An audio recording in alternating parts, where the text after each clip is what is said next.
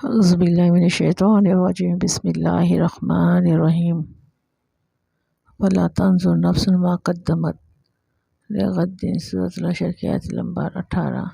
اللہ کریم نے ارشاد فرمایا کہ بندے کو یہ دیکھنا چاہیے کہ وہ کل کے لیے فردائے قیامت کے لیے کیا آگے بھیج رہا ہے۔ عموماً ساری تفاسیر میں جو میں نے دیکھی ہے ان کو دیکھنے کا شرف حاصل ہوا، اور اکثر تراجم میں اسے یہی مراد لیا گیا ہے کہ اپنے گناہوں پر نگاہ کرے کہ آگے کل کے لیے کیا بھیج رہا ہے۔ غلطیاں کر کے، گناہ کر کے، برائی کر کے وہ قیامت کے لیے تو نہیں بھیج رہا، لیکن میں نے اس آیت کریمہ سے ایک دوسرا انداز بھی سمجھا۔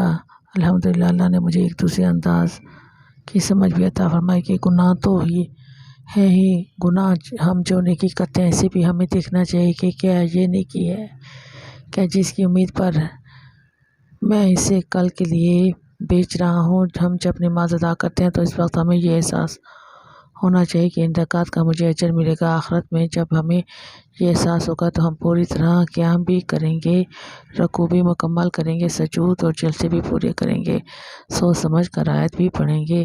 اگر یہ احساس نہیں ہوگا تو پھر آدمی ٹوٹل پورا کرے گا، اور جو پڑھتا نہیں اس کی بد نصیبی کا کیا کہنا۔ اللہ معاف کرے، اللہ سب مسلمانوں کو توفیق دے۔ یہ بڑی محرومی ہے کہ مسلمان ہو کر نماز سے محروم رہے۔ یہ اللہ کی ناراضگی کی دلیل ہے کہ وہ اسے سجدے کرنے کی توفیق بھی نہیں دے رہا، اپنی بارگاہ میں پیشانی رکھنے کی بھی توفیق نہیں دے رہا، اپنے گھر میں آنے کی توفیق بھی نہیں دے رہا۔ یہ تو بہت بڑی محرومی ہے، لیکن دیکھنا یہ چاہیے۔ فرمایا جس کا قلب ذاکر ہو جائے اسے عبادات سے محبت ہو جاتی ہے۔ حضور صلی اللہ علیہ وسلم ارشاد اس کا مفہوم ہے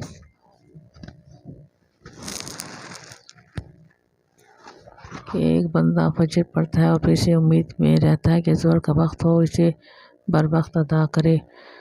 ظہر سے فارغ ہوتا ہے تو اسے عصر کا انتظار ہوتا ہے، عصر سے ہوگی تو ادا ہوگی، عصر سے فارغ ہوتا ہے تو مغرب کا انتظار ہوتا ہے، مغرب ہو گئی تو ادا کرو، پھر عشاء کا انتظار کرتے، عشاء پڑھ کے فارغ ہوتا ہے، لیکن بے فکر نہیں ہوتا، صبح کی فکر ہوتی ہے کہیں یہ صبح سوتا نہ رہ جاؤ، نماز چلی نہ جائے۔ جب اٹھتا ہے تو وضو کرتا ہے، نماز ادا کرتا ہے۔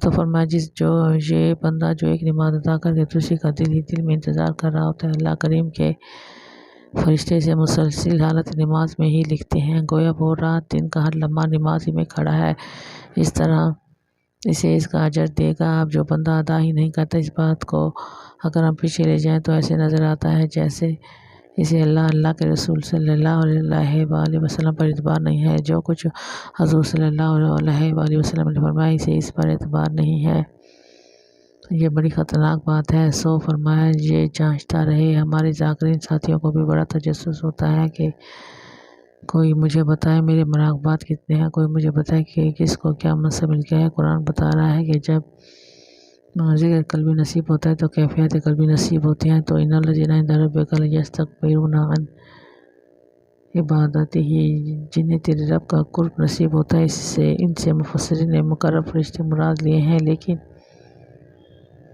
بات عام ہے کہ ہم جسے قرب الہی نصیب ہوتا ہے تو پھر عبادت میں بھی تو اس کا جی لگ جاتا ہے، وہ قربان ہو جاتا ہے، وہ چاہتا ہے کہ سجدے ہی کرتا رہوں، تلاوت ہی کرتا رہوں، درود ہی پڑھتا رہوں، ذکر ہی کرتا رہوں۔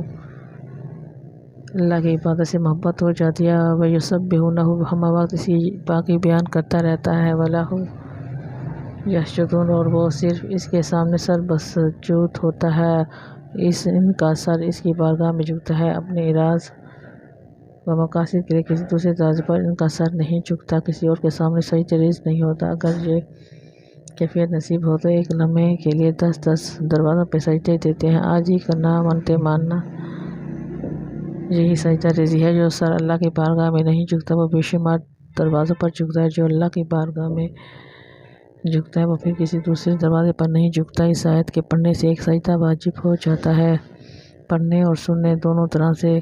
مجھ پر بھی آپ پر بھی ایک سجدہ کر لیجیے گا، اللہ کریم قبول فرمائے۔